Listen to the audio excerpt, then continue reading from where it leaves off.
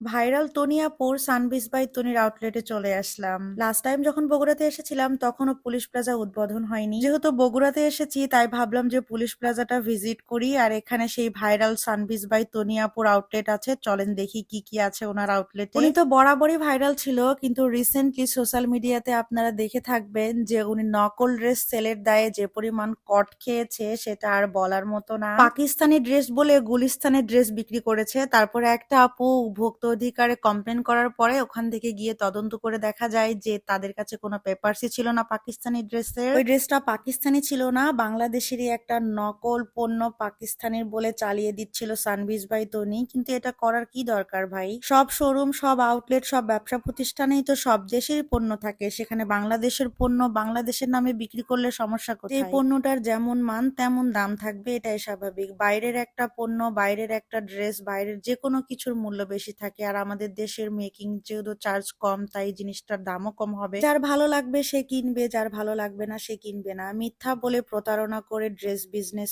সবকিছুই, যে কোনো বিজনেসই প্রতারণা করে বিজনেস করলে এরকম কট খেতেই হবে। এত ভাইরাল, এত পপুলার, এত ফেমাস হওয়ার পরেও যদি এইভাবে প্রতারণা করে বিজনেস করে তাহলে কাকে বিশ্বাস করব বলেন? সানবিজ বাই তনি তো এখন একটা ব্র্যান্ড হয়ে গিয়েছে, এরকম একটা ব্র্যান্ডের কাছ থেকে এরকম কোনো কিছু কেউই আশা করে নাই। আগে ওইভাবে কেউ না বললেও এখন কিন্তু অনেক মানুষই সানবিজ বাই তনির ড্রেস খারাপ, মান ভালো না, এগুলো কিন্তু বলছে। দেখেন তনি আপুর হাসিটা, আহ কি সুন্দর। দুলাভাই তো চোখ ফেরাতেই পারছে না। দুলাভাই বললাম, নাইলে আবার তনি আপু অনেক রাগ করবে। তনি আপু লাইভে এসে সব থেকে রাগ করে দুলাভাইকে যদি কাকু, দাদু, চাচু বলে, তাই আমি এগুলো কোনো কিছুই বলবো না। আমি বলবো যে আমার একদম কচি দুলাভাই। আমরা সবাই শপিং করতে ভালোবাসি, শপিং করি, কিন্তু আমার মনে হয় যে অনলাইন থেকে অফলাইনে শপিং করা অনেক ভালো, নিজের পছন্দ মতোই কেনা যায়। যদিও আমিও অনেক অনলাইন থেকে শপিং করি, অনলাইন থেকে শপিং করলে প্রতারিত হওয়ার সম্ভাবনা বেশি থাকে। তনিয়াপুর আউটলেট ভিজিট করে আমার মনে হয়নি যে ওনার পণ্যগুলো কোয়ালিটি সম্পূর্ণ না কিংবা নকল। প্রত্যেকটা